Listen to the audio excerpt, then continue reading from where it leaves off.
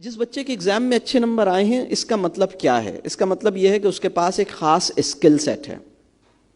اس skill set کو کہتے ہیں exam skills. Exam skills exam skills کچھ اور چیز ہے، لائف اسکلز کچھ اور چیز ہے. ایگزام اسکلز میں کیا کیا شامل ہے؟ ایگزام اسکلز میں یہ بات شامل ہے کہ ایک بچہ ٹیچر کی ایکسپیکٹیشنز کو سمجھ لے، ایگزام کو پریڈکٹ کر سکے، ایگزام کے پیٹرن کو بہت اچھی طرح جانتا ہو، بھلے اپنے نفس کی حقیقت سے بے خبر ہو، آنے والے ایگزام کو پریڈکٹ کر سکے.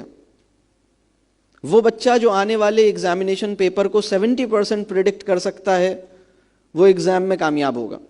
وہ بچہ جو آنے والے ایگزام کو پریڈکٹ ہی نہیں کر پا رہا، موجودہ ایجوکیشن سسٹم میں اس کی کامیابی خطرے میں.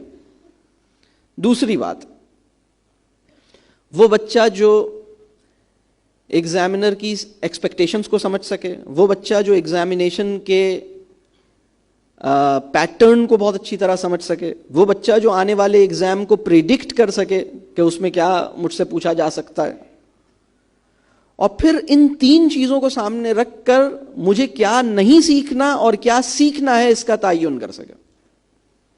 اور سیکھنے کا مطلب وہ یہ سمجھے کہ مجھے یاد ہو جائے اور میں ایک خاص رفتار سے اس کو لکھ سکوں، بھلے میری سمجھ میں نہ آئے، بھلے میرا دل اس پہ مطمئن نہ ہو. وہ شاعر جو دل سے برا لگ رہا ہے اس کے اوپر قصیدہ لکھ کے میں نمبر اٹھا سکتا ہوں. یہ ہے ایگزامینیشن سسٹم کا پرابلم.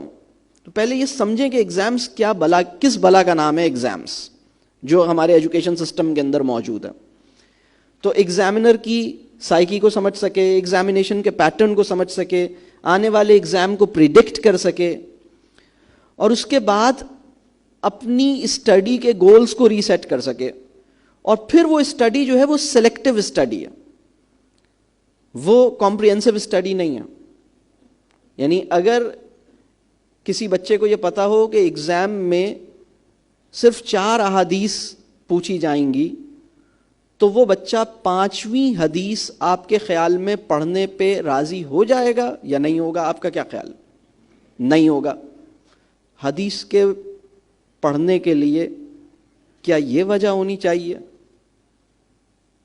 یا کوئی اور وجہ ہونی چاہیے؟ یعنی حدیث اس وجہ سے پڑھنی چاہیے یا کسی بڑی وجہ سے پڑھنی چاہیے کہ بھئی میں اپنی اصلاح کے لیے پڑھوں، میں ہدایت پانے کے لیے پڑھوں؟ یہ اس کا مسئلہ بن جائے گا. تو وہ سلیکٹیو اسٹڈی کرے گا. پھر سلیکٹیو اسٹڈی کیسے کرے گا؟ جو ٹیچر نے بتایا ہے اس سے مختلف کچھ نہ کرو. جو ہمیں سمجھایا گیا ہے اس کو پورے طور پر یاد کر لو. وہ اپنے کانٹینٹ کو ایک خاص انداز سے پریپیئر کرے گا، اسے یاد کرے گا، اپنے جو اپنی لکھائی ہے اس کے ظاہری فیچرز پہ توجہ دے گا، ہینڈ رائٹنگ کو اہمیت دے گا، پریزنٹیشن کو اہمیت دے گا، ایک خاص اسپیڈ سے لکھ سکے گا. وہ بچہ جو ایک خاص اسپیڈ سے لکھ سکتا ہے، جلدی یاد کر سکتا ہے، یاد کیے ہوئے کو ایک خاص اسپیڈ سے لکھ سکتا ہے اور اپنی پریزنٹیشن اچھی رکھ سکتا ہے، اس کے نمبر زیادہ آئیں گے. لیکن کیا کسی انسان کو زندگی گزارنے کے لیے ان اسکلز کے علاوہ بھی کسی چیز کی ضرورت ہے؟ وہ بہت اہم چیزیں ہیں.